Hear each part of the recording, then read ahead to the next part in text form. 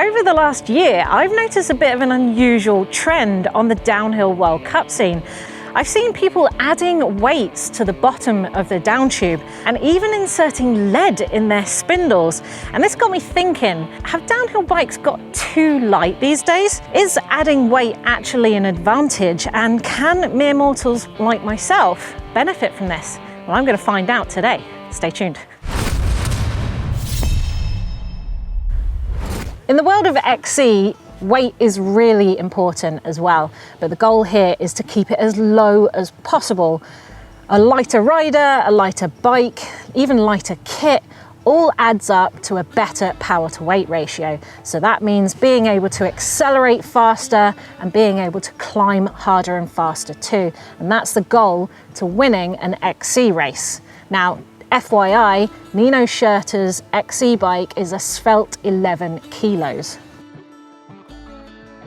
In the world of enduro, you'd think they'd want a lighter bike too, seeing as most races and EWSs are around about 70k long and up to 1500 meters of climbing. Many EWS pros have been sacrificing weight lately for things like reliability and comfort. And that means aluminium handlebars, aluminium wheels, as they're slightly more flexible for comfort and also a touch more reliable than carbon on a single day's race. Now, I guess this is because with enduro, races aren't exactly won and lost on purely climbing or purely descending. So I guess it isn't that much of a defining factor in that category. Just for reference, most pro enduro bikes weigh around about 15 kilos. So this brings me to the world of downhill, where the only thing that matters is speed on a descent. Now, a heavy bike is said to be more planted and more stable, although it will accelerate a lot slower. A lighter bike will accelerate faster, but in rough terrain, it can be quite twitchy and unpredictable. And perhaps that's why we've seen some athletes add in weights for certain courses, but not others. So David Trummer has been spotted using a 450 gram weight on the bottom of his Mondraker Summon. And even Nina Hoffman has been reported to be playing around with a 300 gram weight on her Santa Cruz V10. Now, it's interesting that these guys have carbon frames and the bikes weigh around about 16 kilos, which is quite light for a downhill bike. Intense and Common Sal, they've been using aluminium and they've been doing really well. And seeing as it's a little bit more heavier than carbon, their bikes weigh around about 17 kilos. So is that why David and Nina have been playing around with weights? Are they trying to get it up to 17 kilos? Is 17 kilos the magic number? Well, I want to find out and see if it works on my bike too. So I'm here at Cannock Cycle Centre here in the Forest of Dean, and they often hold enduro races here and mini downhill races on courses like this. So this is my testing ground, and I'm going to be riding my nuke-proof Mega, and I'm going to be racing that timed lap with no weights whatsoever as my control. That weighs around about 15 kilos. And then I'm going to do another timed run with a 2 kilo weight on it. So to see if a 17 kilo bike is faster. And then, just for fun, I'm going to add another 2 kilo weight, so an added 4 kilos, taking it up to, well, almost e-bike territory, to see if that will make me even faster. Right, test one, no weights, let's go.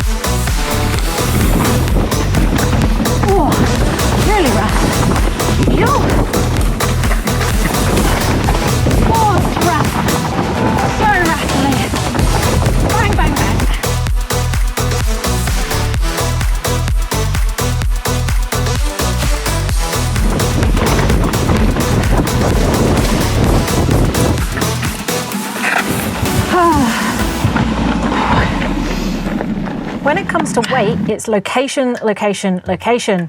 If you add weight to the tires or rims, for example, you are adding to your rolling mass, which can make the bike harder to accelerate and to slow down.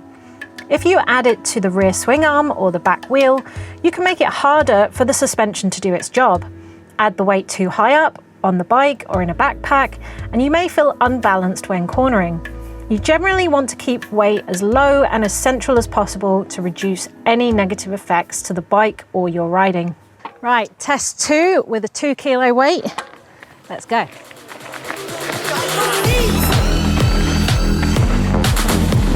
Doesn't feel any different yet. Still a bit pedally though, so is it a heavy bike? Oh.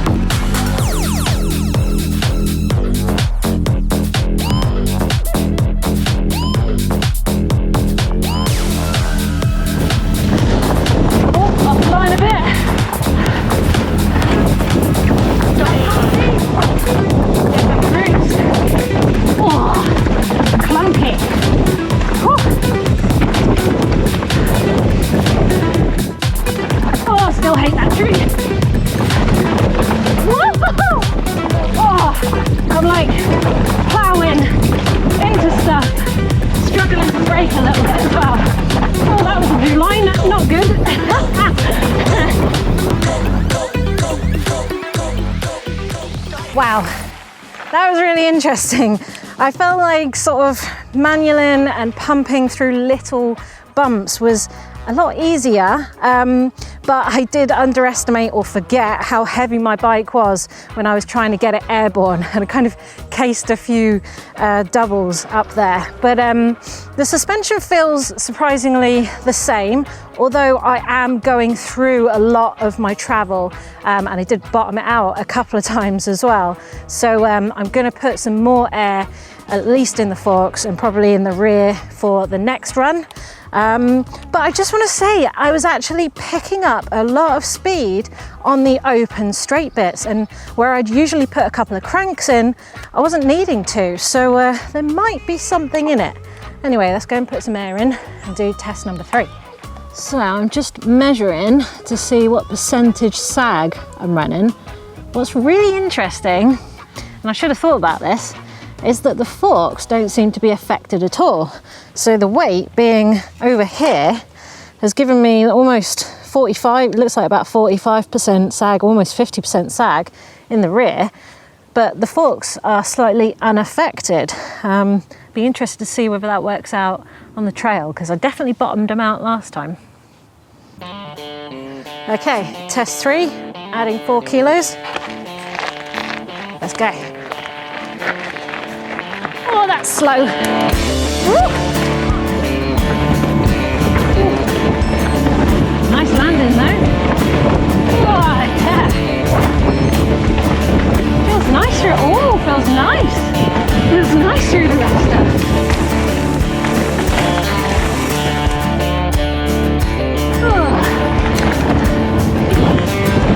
Oh, sprinting is hard work. Oh, but the suspension, it feels so good.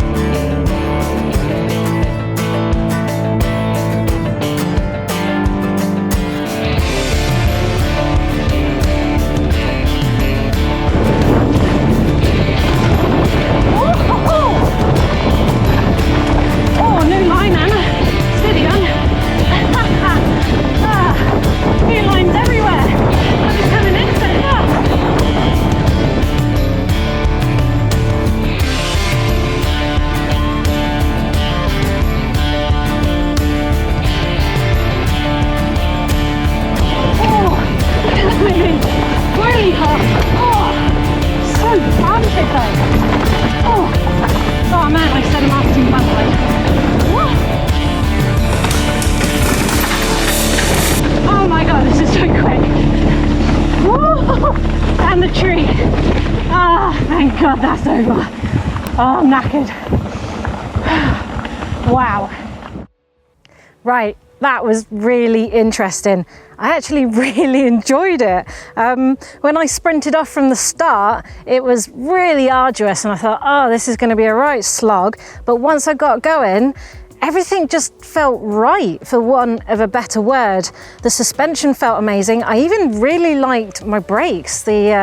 It felt like there was more modulation in them, having more weight. It was a little less light switchy. But generally, I just thought the weight just carried and I wasn't getting pinged off any of the rocks. Every time I landed somewhere, I just landed. There was no bouncing off, no hitting rocks and getting knocked out of line. Generally, I really enjoyed that, and it started to make me think, do I want a heavier bike? Have I hated other bikes because they were too light and that's why they felt sketchy? I don't know. I guess all we need to do is see what the results are. So the minute you've all been waiting for, but before I tell you the results, go ahead and give us a big old thumbs up. And if you're new to the channel, don't forget to subscribe and see more GMBN content in the future. But here we go, drum roll. Now, I've got this descent, I've broken it down into two halves because the top section is quite flowy and cornery and a bit pedally in places, and the bottom section is really rough and a bit steeper, a bit more gravity oriented. So I wanted to see if those weights made a difference on different courses. So here we go. Without weights, the top section took me 1 minute and 28 seconds. And the bottom section took me 1 minute and 10 seconds. So, test number 2 with a 2 kilo weight. The top section took me 1 minute and 30 seconds. That's 2 seconds slower. And 1 minute and 11 seconds on the bottom section. That's 1 second slower on the bottom section. So that's 3 seconds slower overall with a 2 kilo weight. What's even more interesting is that with the 4 kilo weight, test number 3, top section, 1:30 seconds, again, exactly the same, and 1:10 seconds on the bottom section. So overall, 2 seconds slower, but pretty much the same as the 2 kilo weight, and both 3 seconds slower than with no weights. So yeah, really interesting because actually I felt faster with the 4 kilo weight. I really enjoyed how that bike performed. I loved how, forgive me for saying the word, planted it felt. Every time I landed, it just landed and it just felt good. The suspension felt really good. I thought I was faster, but I wasn't. I was slower. I wonder if most of the seconds were made up on the pedally section at the top. I wonder if getting a good start, getting a good sprint in is more valuable than any kind of benefits you get in the rest of the descent. I don't know. It's an interesting one. And of course, you know, this is time for you to join the debate down in the comments below. What do you think about these results? Is a weighted bike actually slower? Or do you think that maybe when things are a little more sketchy in proper downhill World Cup courses, then having that planted feel is the difference between 10th and first place, for example? Let us know down in the comments below, and we'll see you again in the future for another challenge. Thanks for watching.